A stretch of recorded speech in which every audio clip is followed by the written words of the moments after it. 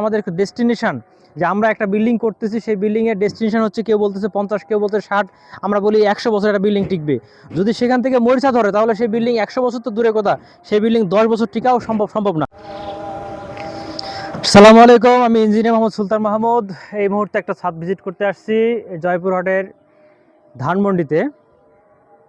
এখানে এসে আলহামদুলিল্লাহ আমি খুবই খুশি, খুবই ভালো লাগছে যে আমার ডিজাইন করা একটা বিল্ডিংয়ে বলতে গেলে তেমন কোনো ভুলই নাই। এই ছাদে তেমন কোনো ভুল আমার চোখে তেমন পড়েনি। আলহামদুলিল্লাহ ছাদ বাইন্ডিং থেকে শুরু করে রড ডিজাইন মতো যা আছে এবং সে আউটের কার্নিশ বারান্দা যা মতো আমার ডিজাইনে যা ছিল হুবু এখানে তাই করা হয়েছে। শুধু ছোট্ট একটু বিষয় শুধু আছে, তাছাড়া তেমন কিছুই নেই। একটু যদি ছোট্ট একটু বিষয় শুধু আমরা এখানে যদি দেখি, এই যে এখানে আমরা দেখতে পাচ্ছি যে এই রডটা কার্নিশের এই প্রত্যেকটা রড দেখা যাচ্ছে কাঠের সঙ্গে লেগে আছে। এখানে শাটারিংয়ের সঙ্গে এই রডটা লেগে আছে। এখানে দেখতে পাচ্ছেন আপনারা যে শাটারিংয়ের সঙ্গে এই রডটা লেগে আছে। অবশ্যই এখানে 1 ইঞ্চি কাভারিং করতে হবে। রডটা কেটে এই রডটাকে সরে বেঁধে অবশ্যই এখানে 1 ইঞ্চি কাভারিং করতে হবে।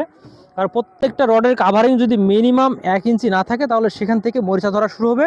আর মরিচা ধরা শুরু হলে সেই মরিচা থেকেই আস্তে করে আমাদের কি ছাদের তলাটা খুলে পড়বে, ছাদটা সাইড থেকে খুলে পড়বে।